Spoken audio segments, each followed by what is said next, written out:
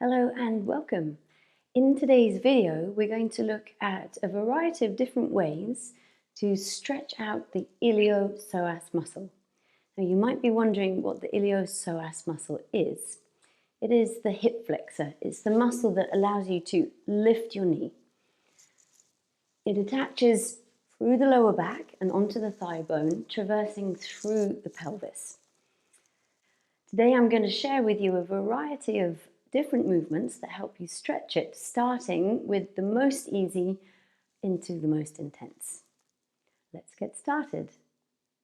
So recommended equipment you might need today: a strap or an elastic band and a yoga block. So for the first movement, stand on a block or a step, and we're going to simply swing the leg that we want to stretch. So I'm not forcing. And as you swing the leg,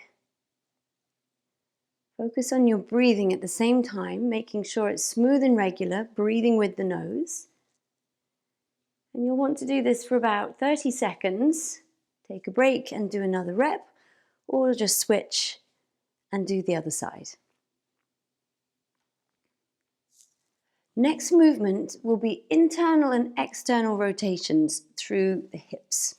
So take your feet out to the edge of your mat, and we simply let the knees roll one after the other. So I'm not forcing, I'm just allowing the body to show me how far it wants to go.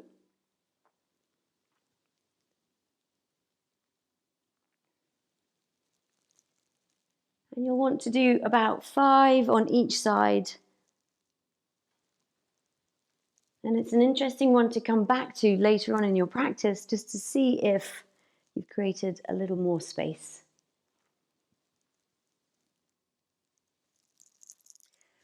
For our next move, supported bridge, and we'll be coming down onto the back.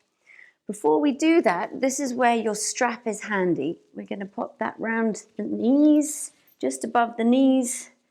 Make sure the metal bit isn't pressing into you. And you want that just so the knees are parallel. Making your way down onto your back, lift up your hips, and you can either have the block on the first setting or the second setting, so it's a little higher. Chin is tucked in. As always, smooth and steady breathing. You can just gently massage into the area where you feel the iliopsoas stretching through the pelvis.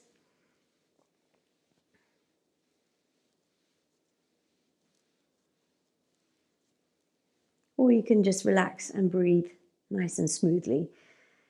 I would recommend holding this for about 30 seconds, anything up to about 2 minutes.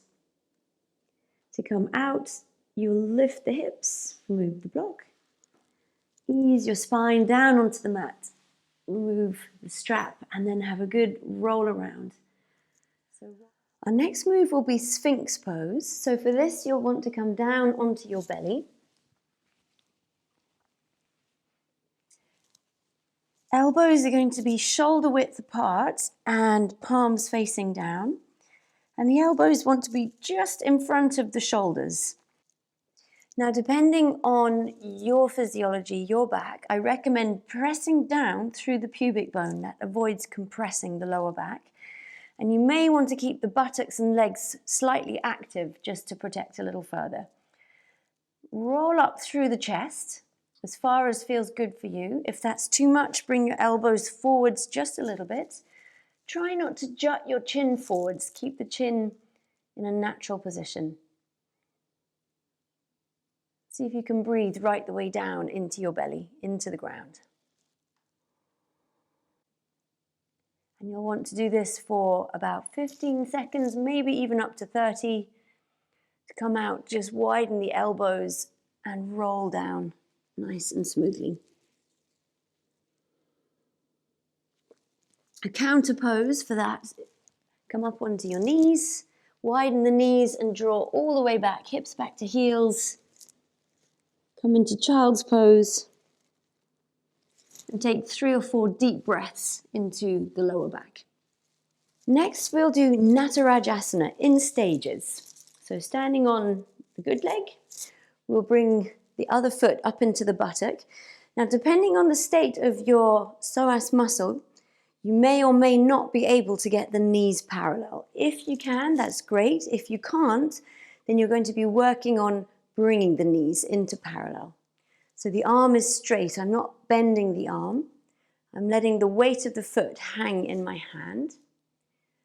As you become more comfortable with this, you may want to come into the fullest expression of the pose, so raising the opposite arm and pressing the raised foot backwards.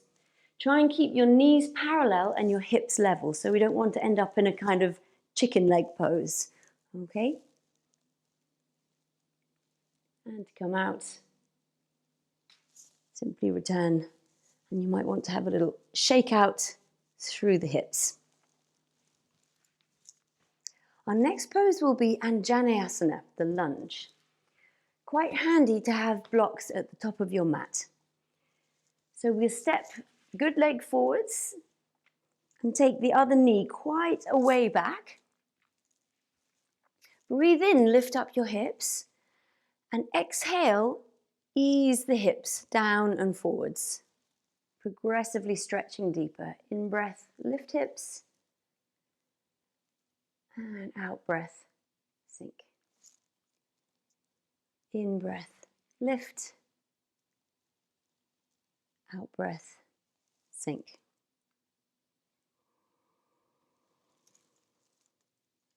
So be guided always by the wisdom of your body. We're not going into pain, we're just going into a bearable edge, an edge where you have intensity, but it feels sustainable. So you may want to just continue with the movements or pause and settle into a deep stretch. The final pose I want to share with you today is a pigeon pose. So we'll bring the good leg forwards, knee to the wrist, and the bag leg backwards. Take your time to get settled, let your hips level off, your pelvis settle. And you can spend a little bit of time forwards in your pigeon, resting your head on the mat or on blocks or your hands.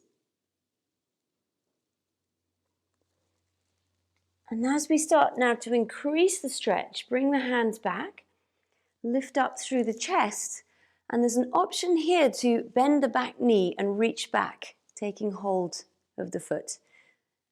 It's a significantly deeper stretch than what we've been doing so far, so go easy. And you might find taking the opposite hand is too much, so you may want to take same side hand or even roll out onto your buttock and take hold of the foot and stretch that way. Quite nice to counter this with a downward facing dog and just press out through the heels, stretching out backs of legs, bringing movement, bringing prana into the legs. And come back down. So there you have 7 different movements to help you access and stretch the iliopsoas muscle. If you have any questions, you can always direct message me through my website. I hope this has been helpful, and thank you for watching.